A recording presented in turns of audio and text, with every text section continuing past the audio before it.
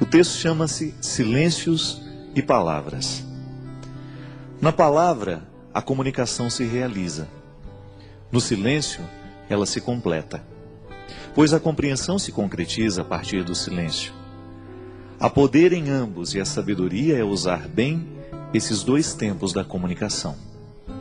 Dentro de uma composição, as pausas são tão importantes quanto os sons. Uma boa orquestra é aquela que executa bem as dinâmicas das pausas e das continuidades.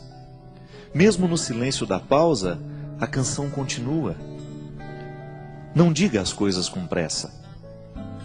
Mais vale um silêncio certo que uma palavra errada.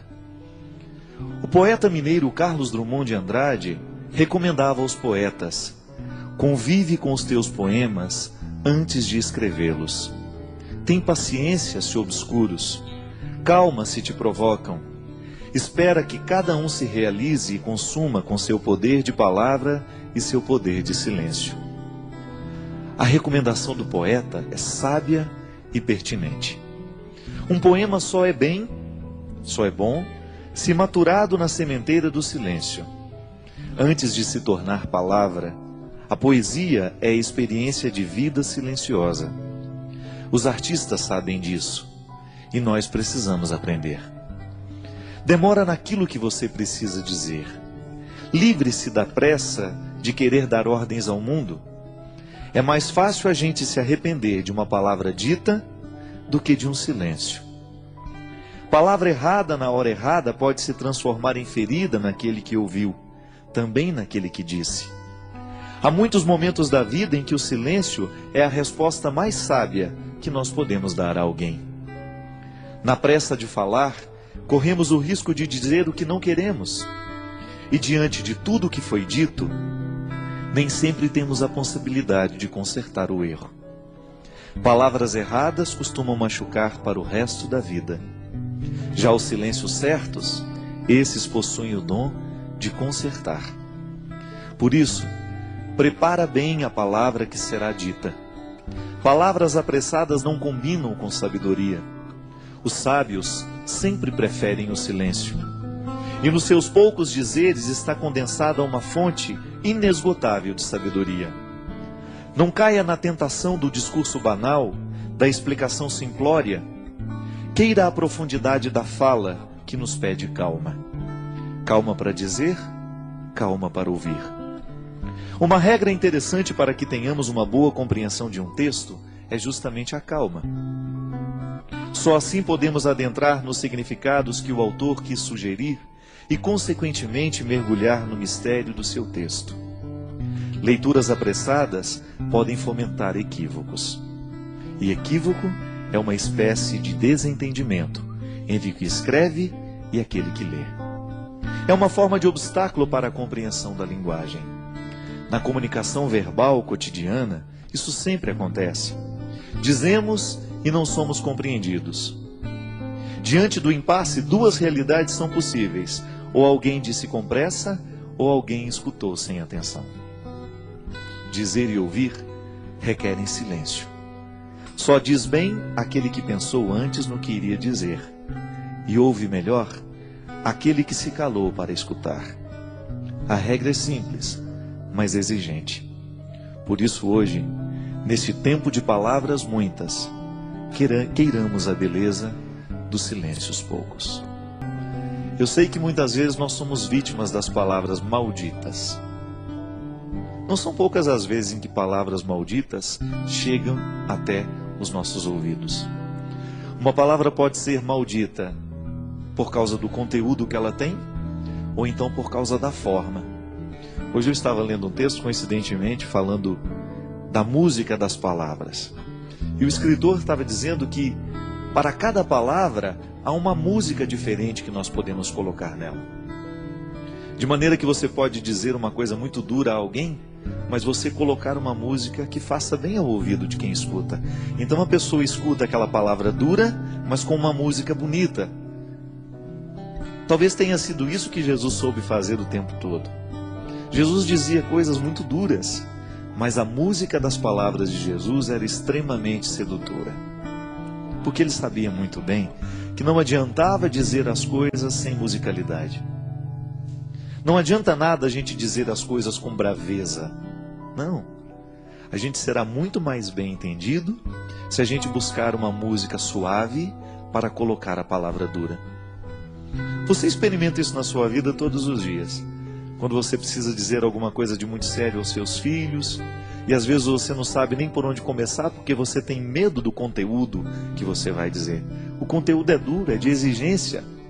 E os nossos filhos não estão muito acostumados a serem exigidos. Eles entraram nesta mística do mundo de hoje, nesta tendência do mundo de hoje, de que tudo tem que ser muito simples, tudo tem que ser muito fácil e rápido.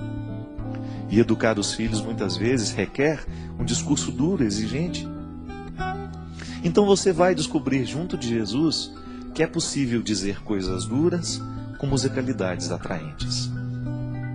É isso que fazia com que as pessoas parassem para prestar atenção no que Jesus tinha a propor.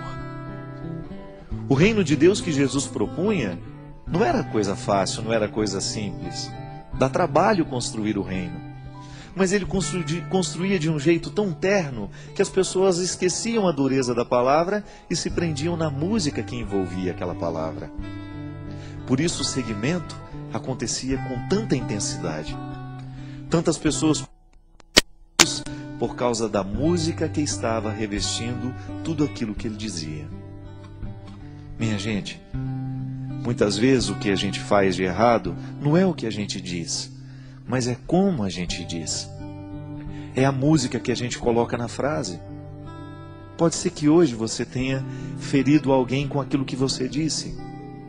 Pode ser que hoje você tenha sido ferido por alguém com aquilo que você disse. E talvez você não tenha errado naquilo que você disse. Você tinha razão naquilo que você disse. Você estava certo ao reivindicar o que você reivindicava ou dizer aquela verdade que você disse. Mas talvez você não tenha escolhido o melhor jeito de dizer. Talvez você se perdeu na pressa, na raiva, na ira. É estranho, mas na vida a gente perde a razão quando a gente fica bravo. Na vida a gente perde a ternura quando a gente se irrita, porque a ira, ela tem o poder de retirar de nós a sabedoria. E quando nós estamos fora da sabedoria, geralmente nós não sabemos colocar músicas nas palavras. Todos nós gostamos de música. Todos nós gostamos de ouvir aquilo que entrou um dia dentro do nosso coração, nos fez bem. Por quê? A palavra veio com música, ela não veio sozinha. O intérprete colocou naquela palavra uma intenção tão bonita que você de fato acreditou naquilo que ele estava cantando. Uma canção bem interpretada, ela expressa todo o poder de verdade que o compositor quis dar. Mas aquele que interpreta, o bom intérprete, ele faz a canção se tornar ainda mais verdadeira do que quando nasceu da mão do compositor. Porque ele soube colocar a intenção da voz. Eu, quando dava aula na faculdade de teologia, lá na faculdade Beuniana, eu sempre dizia para os meus alunos que seriam padres um dia: olha, cuidado para você não ficar com um tom de voz, um jeito de falar igual a todo mundo. Busque a melodia das palavras. Busque o seu jeito de dizer. E que o seu jeito de dizer as verdades evangélicas, que o seu jeito de ensinar o evangelho, a palavra de Jesus, as coisas boas da vida, estejam de acordo com aquilo que você verdadeiramente acredita em e identifica neste mundo como ternura. A palavra pode ser dura, mas a música que envolve a palavra não precisa ser. Porque aí você vai ter um poder de convencer muito maior do que se você estivesse usando a palavra dura com uma capa, uma armadura. Não. Todos nós temos medo de armadura, porque ela nos recorda a guerra. E às vezes, ao invés de colocar melodia, música na nossa palavra, a gente coloca armadura. E aí a gente assusta aquele que nos escuta, a gente machuca aquele que nos escutou.